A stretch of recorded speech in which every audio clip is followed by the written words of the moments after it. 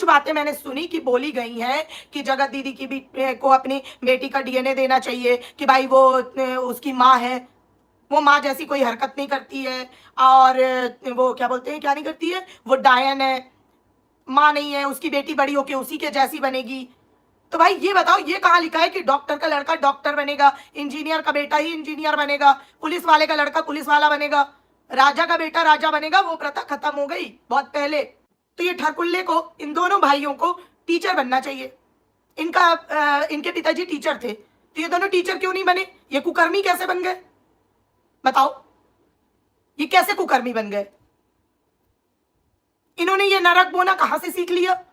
तो ये कुकर्मी बन गए, इसका जिम्मेदार कौन? तो बच्चों को बीच में लाना बंद करो। और अगर किसी को इस पूरी दुनिया में किसी को ये ठेका नहीं मिला है कि अगर उसकी माँ ने मुंह काला कर लिया, मैं तो आज एकदम देसी बात बताऊंगी, कि अगर उसकी माँ ने मुंह काला कर लिया तो तुम सब जाके उसके पूरी खानदान को, उसकी बेटी को, मैं बेटी की बात करूंगी, उसकी बेटी को कुछ भी बोल सकते हो। समझ आई? ये अधिकार ना कानून ने दिया है, ना समाज ने दिया है, ये किसी ने किसी को नहीं दिया है कि मगर अगर उसका वो हो गया तो तुम कुछ भी बोलोगे। अबे वो बोलो ना अगर दम है तो, जो उसके ब्लॉग में दिखे। हवा में क्यों ढूंढ रहे हो चीजें? अब तुम बोलोगे कि तुम ठरकुल्ले भी क्यों बोल रही हो। सालो एक चीज दिखा दो जो मैंने उसके व्लॉग में ना दिखी हो, वो बोली हो। एक भी चीज सिंगल दिखा दो तुम, झूठ बोलने के अलावा। एक बात और मेरे को समझ नहीं आ रही है, ये जगत दीदी 15% किसको दे रही है?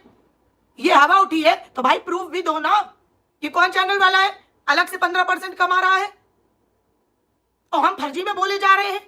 मुझे दो बातों का जवाब चाहिए। एक, ये ठरकुल्ले को कौन सा रिएक्शन चैनल फोन कर रहा था अंदर की बातें जानने के लिए, और एक, ये जगत दीदी किसको 15% दे रही है। मतलब हम इन परसेंटेज के लगे पड़े हैं। लेकिन ये भी हो सकता है कि भाई हम पीआर की कैटेगरी में नहीं आते, ना इस पार्टी के ना उस पार्टी के, शायद इसलिए हम तक अभी वो 15% वाला कट नहीं पहुंचा। और अगर तुम इनडायरेक्ट हमें मुझे बोल रहे हो तो फिर तुम बोलते रहो भाई, क्योंकि मैं जो बात करती नहीं हूं उसमें मैं रिएक्ट भी नहीं करती। मैं क्यों रिएक्ट करूं? मेरे को थोड़ी मिल रहा है 15% जो मैं रिएक्ट करूंगी। भाई तुम भर भर के गाली बको, जिसको 15% मिल रहा है उसकी मां बहन कर दो, मेरे को क्या, मेरा कोई लेना देना नहीं इससे। तो ये सब चीजों के प्रूफ रखिए। और एक बात, बच्चे को बोलने से पहले जबान नहीं कांपती तुम सबकी है? तुम तोप लगे हो कि सबसे बताओगे कि वो अच्छी माँ है, वो अच्छी माँ नहीं है, वो फलानी माँ है। तो फिर लिपस्टिक आंटी को काहे नहीं बुरी माँ का टैग दे देते? उनके तो 3 बच्चे, तीनों निकम्मे। पहला लैप्स, माँ होने के नाते जो गलती उन्होंने की, अगर जगत दीदी ने की बेटी खराब है, उसकी तो बेटी छोटी और अभी उसको इतना टाइम भी नहीं हुआ, तो पहले तो लिपस्टिक आंटी को, तीनों बच्चे निकम्मे। दूसरा, एक नंबर की पनौती तीनों। और तीसरा वाला यानी कि पहला, वो कुकर्मी तो बोनस में है, पनौती बोनस में है। जहां जाए उसका जीवन नष्ट कर दे, जिधर गली से गुजरता है जो इसका नाम लिख लेता है। ये बेशरम से जगत दीदी के बेटी के बारे में बात कर रहे हो। आज सुबह उस मनहूस ने जिसकी बीवी के नाम का एजेंडा तुम लगा के बैठे हो, जिसकी बीवी को इंसाफ दिला रहे हो, जिसकी बीवी के माँ की बददुआएं लग रही हैं जगत दीदी को, उसका जीवन खराब हो रहा है। उस कुकर्मी आदमी ने अभी भी नेहा का नाम क्यों थंबनेल में लगाया था? सुबह से एक भी रिएक्शन इस बात पे क्यों नहीं बने? जिस घर में वो मिलने गया था, जिन औरतों की फोटो लगाई थी, उनको नेहा के घर के अलावा और किसी नाम से वो नहीं बोल सकता। उसी की बीवी ने बोला था ना ओपन शब्दों में कि मेरे पति का नाम उस औरत के साथ जोड़ना भी मुझे धक्का पहुंचाता है। तो पीआरओ, तुम्हारे गुरुजी, तुम्हारी देवी जी को धक्का पहुंचा रहे हैं तो तुम्हें दर्द नहीं हो रहा? तुम सब तो लप्पी के नाम का झंडा लेके उसके सुख सुविधाओं के लिए लड़ रहे हो। तुम्हें नहीं दिखा कि लप्पी की सौतन का नाम लिख रहा है वो? सुबह से एक भी बार काहे नहीं रिएक्शन बनाया इस पे? क्यों नहीं पूछा अपने गुरुजी से कि गुरुजी, आपने देवी जी के दिल को फिर से धक्का पहुंचाया? अभी तो 2 दिन पहले देवी जी ने आपके पैरों में लौट कर आपको 7 जन्म के लिए मांगा था भगवान से। 2 दिन भी नहीं टिक पाया तू बेशरम। मतलब वो गाना भी लगा दे तो बोरा जाते हैं पीआर, और वो बंदा खुलेआम नाम लिख रहा है, उसके बाप का राज चल रहा है यहाँ। कि वो जो मर्जी करेगा क्योंकि उसने 8-10 चैनल खरीद लिए हैं। अबे अपनी गर्मी रख अपने जेब में। अगर तू ये बकैती करेगा तो आएगा।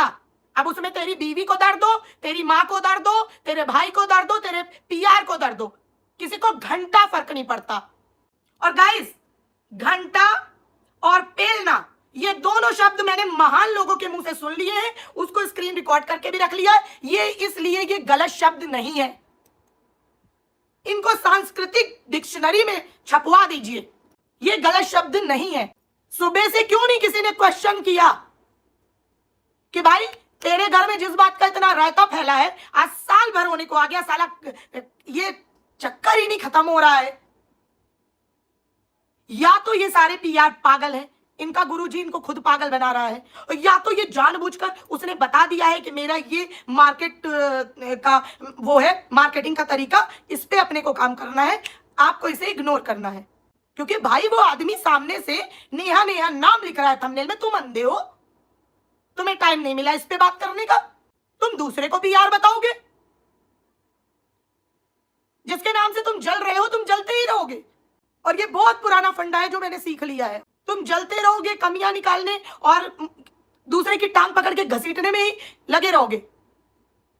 सामने वाला ऊपर चढ़ता रहेगा और जिस बार दिमाग सनका उस बार, क्योंकि वो ऊपर चढ़ रहा है और तुम पीछे से घसीट रहे हो ना, ऐसी लात मारेगा घुमा के कि कहां जाके गिरोगे कि तुम दोबारा ऊपर तक पहुंच भी नहीं पाओगे, छू भी नहीं पाओगे वहां पे। तो ये बकवास अगर बंद करा रहे हो, अगर इस टाइम पे दोनों बंदे गलत थे, दोनों को बात करो। अभी 2 दिन तुम पीआर बता रहे हो, अंधे रहते हो, दिखाई नहीं देता। अभी 2 दिन पहले जब जगत दीदी की तरफ से ही वो चाचा आए थे तो चाचा की क्लास लगाई थी मैंने, अंधे थे। तुम्हारी तरह आंखों में पट्टी नहीं बांधती हूं कि उसने नेहा नेहा करके थंबनेल लगा दिया तो मैं क्वेश्चन ही ना करूं। अगर मैं किसी के बारे में बात कर रही हूं तो मैं बराबर उससे, मैंने स्वैगी के लिए अगर अच्छा बोला था तो उस दिन उसकी मां ने आके जो गलत चीजें बोली उन पे भी मैंने क्वेश्चन किए। इसलिए तुम ये अपनी वाली लिस्ट से मेरे को तो दूर रखो। अब पहली बात, एक मैं बहुत बड़ी सच्चाई बता दूं, चाहे उनके पीआर हो, चाहे उनके पीआर हो, चाहे जिसके पीआर हो, जो भी ये बोलता है ना कि फलाना व्लॉगर उसको पैसे देता है, वो व्लॉगर उसको पैसे देता है, ये सब मैं पहले भी ये बोल चुकी हूं। ये साले व्लॉगर खुद अपने लिए पैसे के तिल तिल मर रहे हैं। ये किसी को पैसे पे काम ही नहीं करवा सकते, ये किसी को पैसे नहीं दे सकते, ये खुद पैसे के लिए नंगे होने पे आमादा है। ये किसी को पैसे देंगे, खुद का पैसा पूरा कर ले। कोई किसी को पैसे वैसे नहीं देता, ये कहानियां हैं सारी एक दूसरे को नीचा गिराने के लिए, कोई भी नहीं देता। और बच्चों को ये बात सच है, माँ अगर एक वैश्या भी है ना तो भी तुम्हें कोई हक नहीं है उसके बच्चे पे सवाल उठाने का। और इसी बात की लड़ाई बहुत सारे सोशल वर्कर लड़ रहे हैं कि जो औरतें गलत काम करती हैं उनके बच्चों को भी आधिकारिक रूप में अच्छी शिक्षा, समाज में समान अधिकार का पूरा वो मिलना चाहिए और उनको रिस्पेक्ट मिलनी चाहिए। तुम्हारे कहने से हो जाएगा? बता रहे हो डीएनए दो, ये दो, वो दो, उसकी बेटी कुपोषित लगती है, बेवकूफ, मां साण लगती है, बेटी कुपोषित लगती है। अपने बारे में भी तो बात करो कि तुम्हारे बारे में मोहल्ले वाले बात करेंगे। आज एक छोटी सी बात बताती हूं, ये लोग बोलते हैं कि वो गलत दिखा रहे हैं तो उनको पुरानी बातों पे ट्रोल कर रहे हो। अरे अपने आप में झांको, आपके पास पुरानी बातों के अलावा नया कोई मुद्दा नहीं है नेहा तिवारी के लिए, वरना शर्त लगा ले कोई मेरे से, कोई भी चैनल वाला।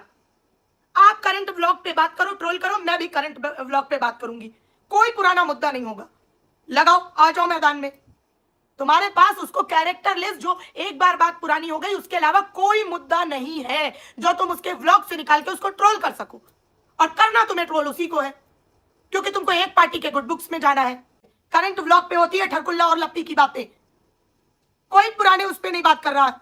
एटलीस्ट मैं अपनी जिम्मेदारी लेती हूं, मैं तो नहीं कर रही।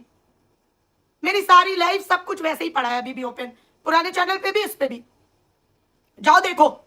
खुद अभी रिसेंट का बता रही हूं, एक शॉर्ट देखा मैंने, वो जो भमित है वो बोल रहा है भाई उसकी बीवी ने जो तीज पे लुक लिया था वो किसी और क्रिएटर से उसकी साड़ी मैच कर रही होगी, तो उसको कमेंट आने लगे। तो वो एक्सप्लेन कर रही थी पब्लिक को कि नहीं नहीं सिमिलर हो सकती है मगर मेरी साड़ी अलग है, उनकी अलग है।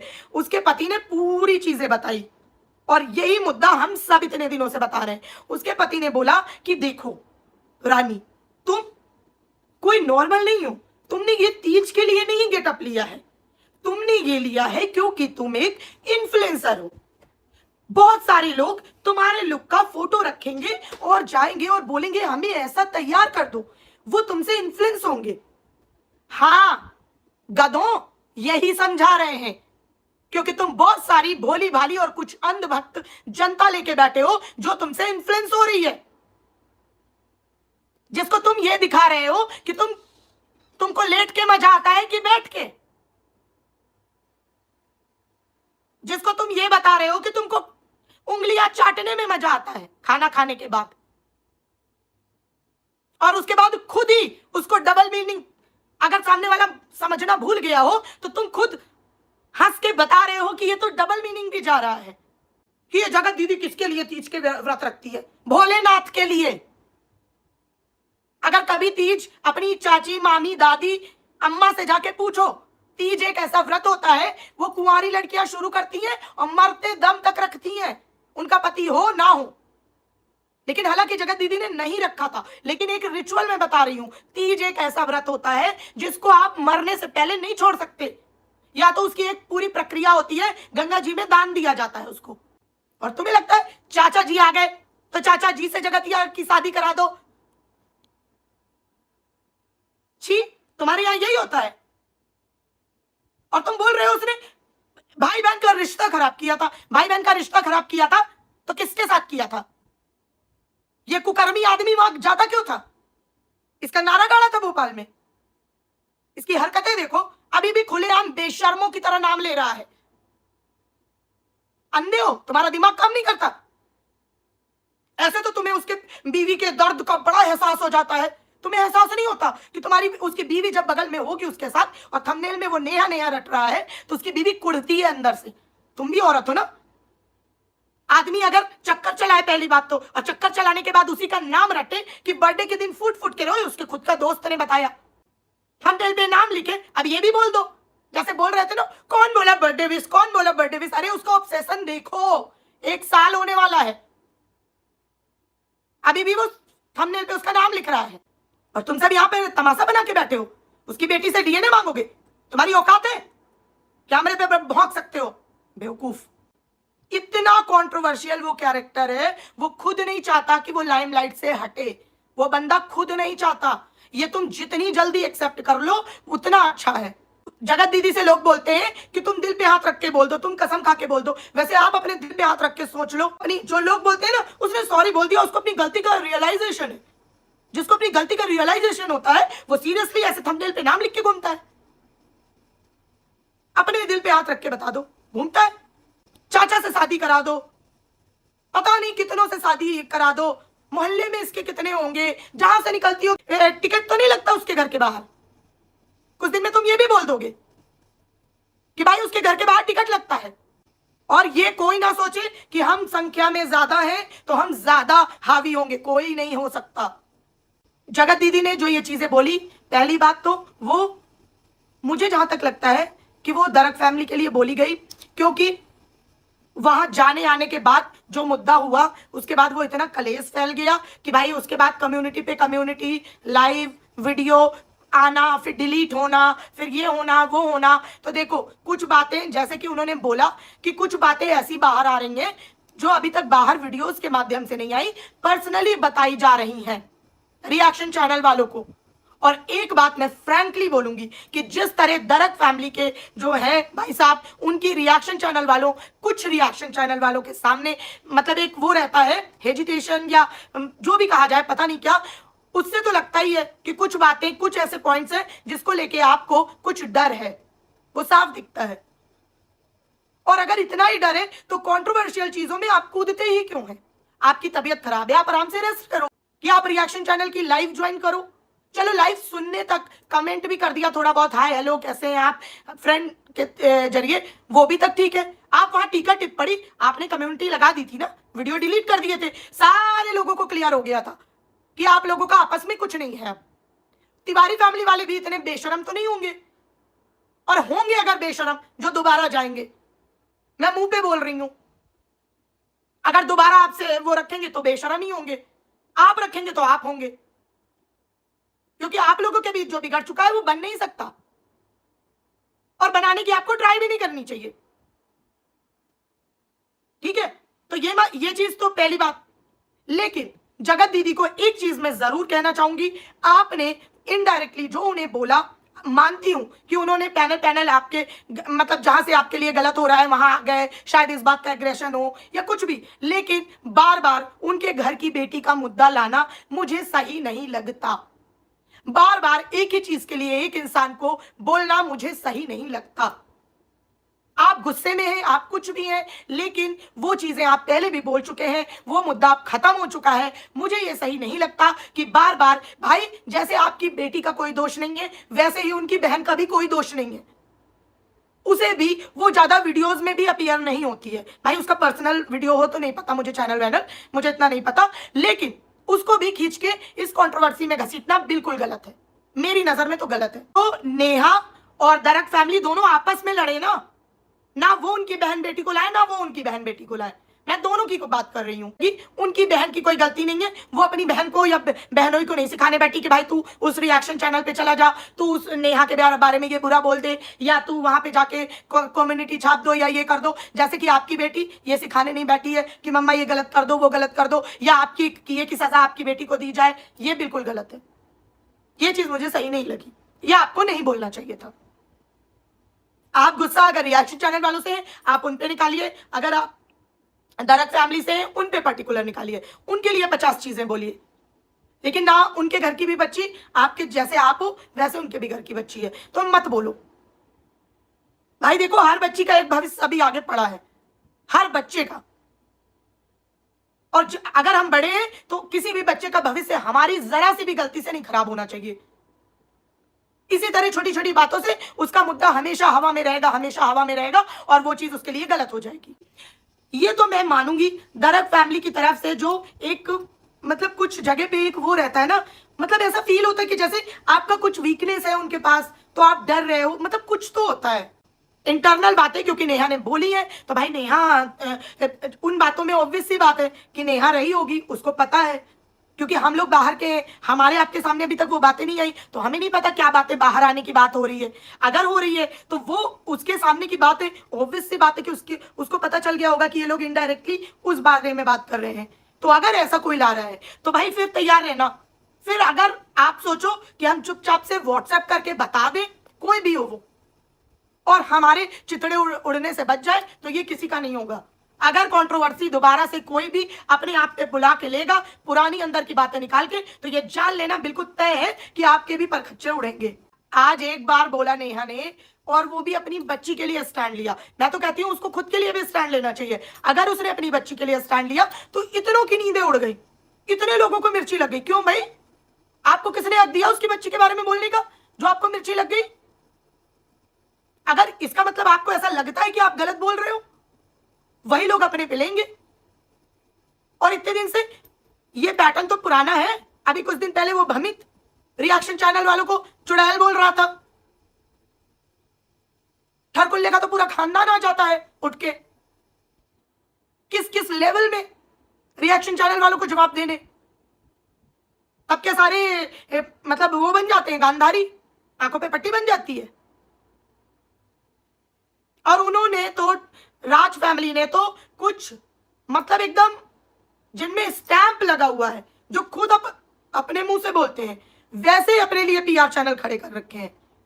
वो खुद बोलते हैं कि हम हैं,